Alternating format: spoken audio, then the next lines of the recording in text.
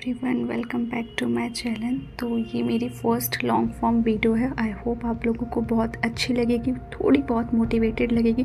तो आज मैं आपको अपना डे दिखाने वाली हूँ कि मैं किस तरीके से अपनी लाइब्रेरी में अपना डे स्पेंड करती हूँ।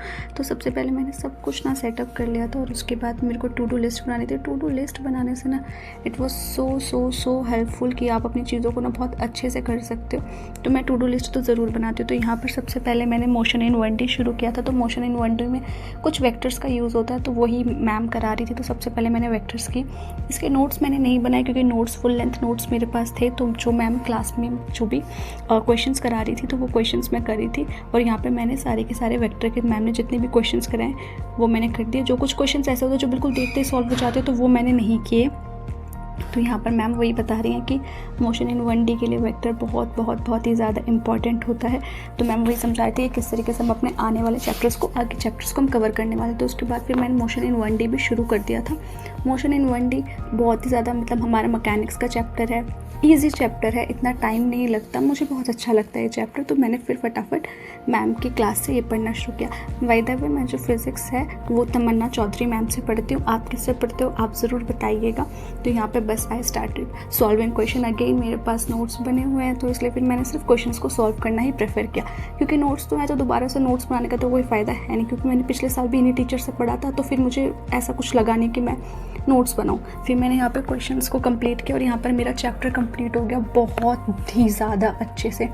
मैम इतनी अच्छी कॉन्सेप्ट बिल्डिंग करते हैं, मतलब I love her how the way she studying, बहुत अच्छा लगता है। तो उसके बाद ना मुझे पीरियोडिक क्लासिफिकेशन करनी थी। चैप्टर को मैं कंप्लीट कर चुकी थी तो मैंने फटाफट PYQ, तो मैं ऐसे ही करती हूँ, पहले मैं PYQ सारे करती हूँ, उसके बाद मैं उसको चेक करती हूँ कि कौन से गलत है और कौन से सही है।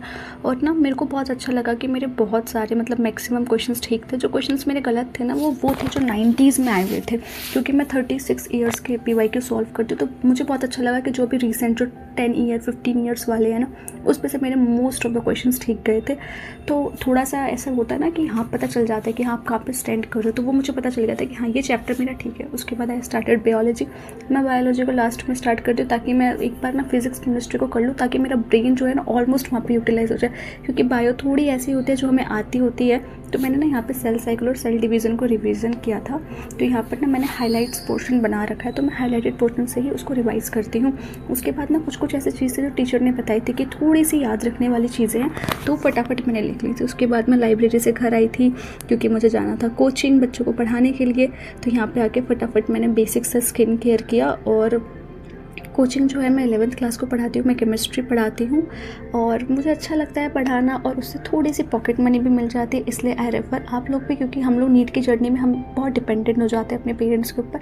आप लोग चाहते हो कि हाँ हम अपने पेरेंट्स के ऊपर डिपेंडेंट ना हो तो बेहतर है कि हम थोड़ा सा कहीं पर टाइम इन्वेस्ट कर लें। मुझे 15 डेज़ पढ़ाना होता है, 1 आवर पढ़ाना होता है, जिससे मेरी ऑलमोस्ट मुझे स्टूडेंट्स के हिसाब से सैलरी मिलती है। तो मुझे ऐसे ही आराम से अच्छे से 2,000-3,000 रुपये मिलते हैं which is enough for me. उसके बाद ये मेरी फ्रेंड ने मुझे दिया था। और आप ये देख सकते हो मौसम कितना प्यारा हो रहा है, मतलब दिल्ली में तो एकदम अच्छा सुंदर सा मौसम देखने के लिए इंसान तरस जाता है। और मौसम इतना सुंदर हो रहा था, बादल को देखो इतना प्यारा, मतलब प्यार हो जाएगा किसी को ऐसे मौसम से, इतना खूबसूरत था। आप लोग बताइए आपके यहाँ पे मौसम कैसा रहता है। तो उसके बाद मैंने फटाफट समोसा खाया नाश्ते में क्योंकि मुझे बहुत ज़्यादा भूख लग रही थी और मुझे ट्यूशन जाना था।